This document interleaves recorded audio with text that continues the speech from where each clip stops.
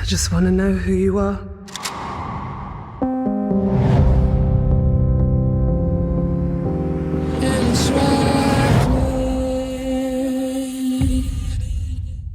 So I just came from watching the last episode of The Day of the Jackal.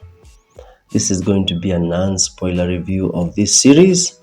The Day of the Jackal is a British television series based on the book by Frederick Forsyth. It stars Eddie Redmayne and Lashana Lynch. The last episode was released December 12th.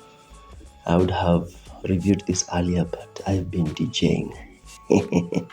Eddie Redmayne, namesake over here, really great actor. The first time I saw him, I think, was from The Theory of Everything, and after that I remember him very fondly from Fantastic Beasts series.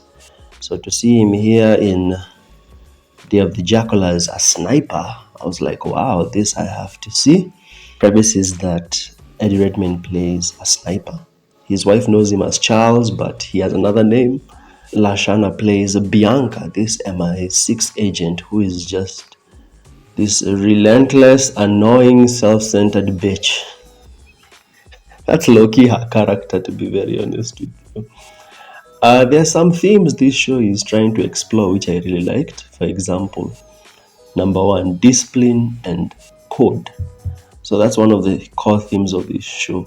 Someone might think, this is just some action series, but that's one of the core themes of this show. Discipline. For example, you see Eddie Redmayne's character being able to stay somewhere small and confined for like 2 days, waiting for a character to line themselves up so that he can have a chance to shoot them. And also code. There are some people he doesn't want to kill, or he just thinks killing them is quite abysmal and disgusting. So he has a code. He's like, he'll only shoot targets, but he doesn't want to like kill innocents or like children. You see this multiple times in the show. Number two, the second theme is that lies and deceit. Eddie Redmayne's character, obviously, he's an assassin. His wife doesn't know this, but you also see lies and deceit as a huge tool used by Bianca, the MI6 chick. You'd expect that the assassin has to lie because he's the bad guy, and you'd expect the MI6 agent to be on the good side. That's the way as human beings you see things, right? The good guy and the bad guy. But Bianca, even though she's the good one in quotes, she's quite manipulative. She lies a lot. She's willing to look at someone in the eye and be like, don't worry, your daughter's gonna be home soon. Well, she knows that the daughter is not gonna make it. And number three is rationalizations from both sides. So both sides do awful things, but it's the way they rationalize what they're doing. And Redmayne's character is kind of like, I'm just doing this for family to get that paycheck. And once I, do this job, I'm done, I'm quitting, and we're moving forward and escaping this life. But Lashana Lynch's character, the way she goes about everything, her rationalization is that it's very self-centered. Her rationalization is just, I like to win. The end. I like getting what I want, and I'm willing to go to any depths to get what I want. And I realized those were like the core three themes of this show. The fourth minor theme, obviously, is something like trust and kindness. Here, multiple times, characters saying, oh, you have a kind face. So that was a huge theme in this show. And I think maybe that's just what the show is about in the end. Is that both sides are capable. Bad people are capable of kindness, good people are capable of cruelty. And the show has 4 parts. The story is told in 4 storylines. The first one obviously being Eddie Redmayne's character, the Jackal, his missions and how he interacts with Bianca. The second storyline is his history. There's a whole episode dedicated to his history and where he comes from and how he ended up a sniper. Number 3 would be the storyline with his wife, which I'm surprised is so fleshed out. Typically, if an assassin has a wife, she'd just be this dumb broad on the side, but she's such an active character in the story. It also makes me wonder, how has she never questioned what her husband does? They have so much money, they're living in this really posh place in Spain, and she never just stopped to think to herself, wow, this guy is never at home, he's always on business and road trips, might be a good idea to know what he's doing. And the fourth storyline has to do with this Elon Musk type dude who's releasing this technology called River, which is going to expose a lot of rich people and the evil stuff that they do. Some stuff I liked about this show is that it does representation very well. Obviously, you always hear modern media being like, "Oh, we need more representation." The best type of representation is one that you don't even notice. It's so naturally done, you don't even realize it. For example, you notice it out of white people, black people.